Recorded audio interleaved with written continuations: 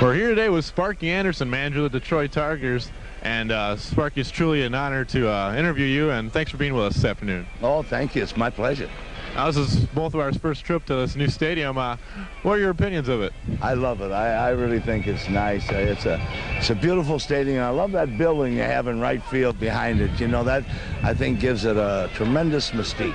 Now, a lot of the talk in Detroit is they also need a new stadium. What's your opinion on that?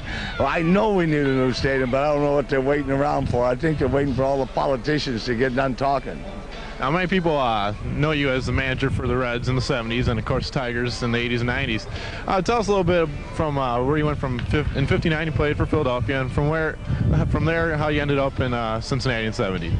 Well, you know, I managed in the Cincinnati organization 1 year, but I managed in the Cardinal organization for 4. And I don't know. I was coaching in San Diego in '69, the expansion club, and next thing I know, I woke up and I was managing the Cincinnati Reds in '70. So, so many marvelous things have happened to me that it's sometimes I get nervous and scared when I go back and think about it.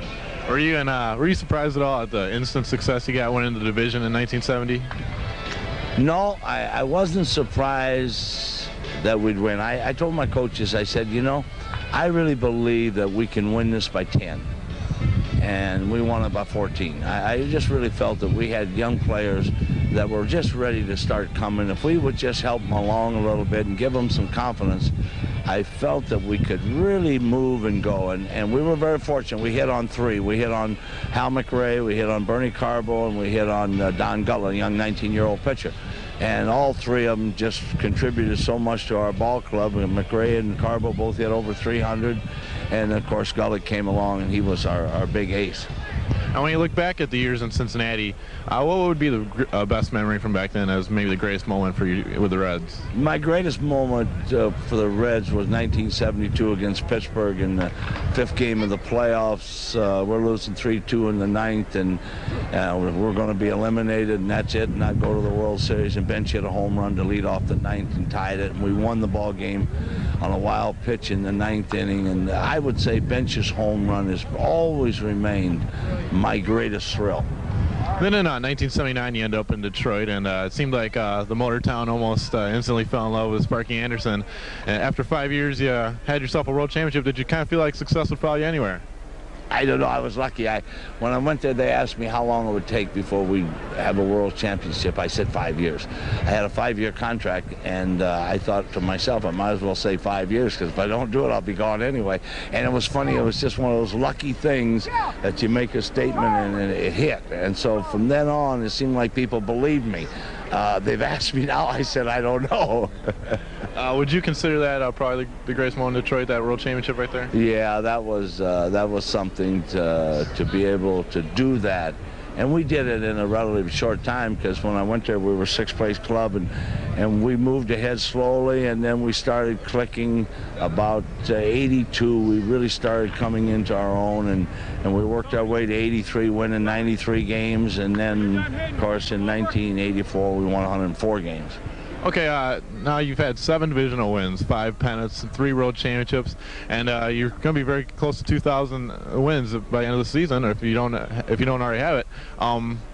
Now, people are speculating that you could possibly be the greatest manager of all time. What is your response to that? No, it could never happen.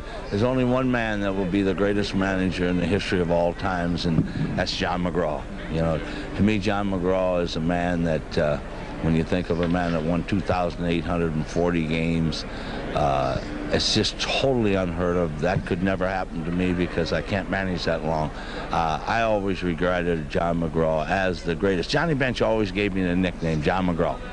And I think that's the one nicest thing that I've ever had said about me, that he kidded me about John McGraw, but I would never in any way be an equal to John McGraw.